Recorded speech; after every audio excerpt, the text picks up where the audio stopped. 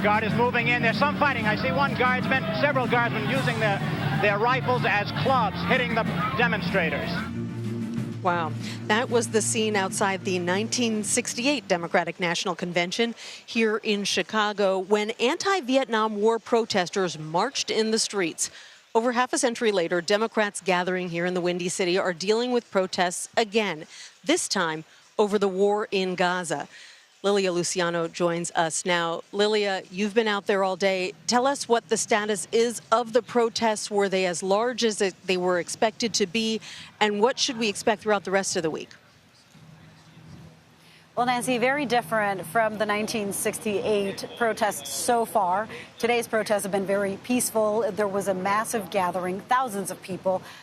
Bear with me, it's hard for me to count numbers of people, but at some point they were talking about 25,000 people expected. That could be throughout the week. Certainly there weren't 25,000 people here at Union Park, but there were thousands upon thousands of people marching through the streets. They still are. There's still about another hour left of this protest.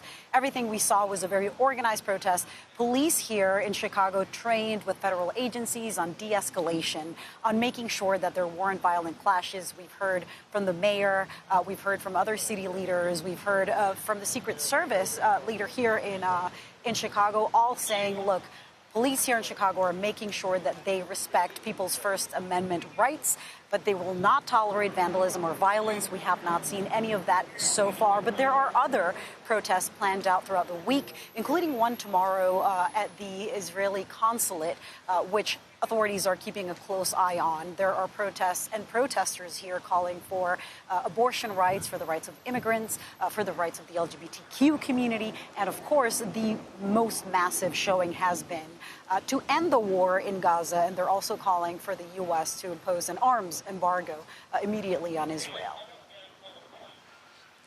Lilia, was there any opportunity for these protesters to interact with the thousands of delegates who are here or any of the politicians who are speaking here? You know, that's something that I was asking some of the organizers. I asked, hey, has the has the DNC leadership or the campaigns or the nominee or anybody been in contact with you guys? And they told me no, they have not talked directly to leadership at the DNC. And they did say that some of the delegates, thousands of delegates, many of them are in support of what they're manifesting against, are in support of their protests, but that there hasn't been that opportunity yet. And there is a perimeter wall that was created around the arena to make sure that the protests did not go into the area where the delegates are. I mean, that said, there could have been delegates who came out here, but not officially. I mean, I didn't hear from people saying, look, they came and talked to us, but that's something that could change throughout the week. And what they're saying is if we show up in large numbers, we expect that there will be more pressure on the administration and what I asked some of the protesters, what needs to happen? They said, you know, right now it's a ceasefire and it's stopping military aid to Israel. And that way Democrats could get our votes come November. But bottom line, on day one of the convention, it was a peaceful protest, which is good news for the law enforcement authorities who have been preparing for this for months. Lilia Luciano, thank you so much.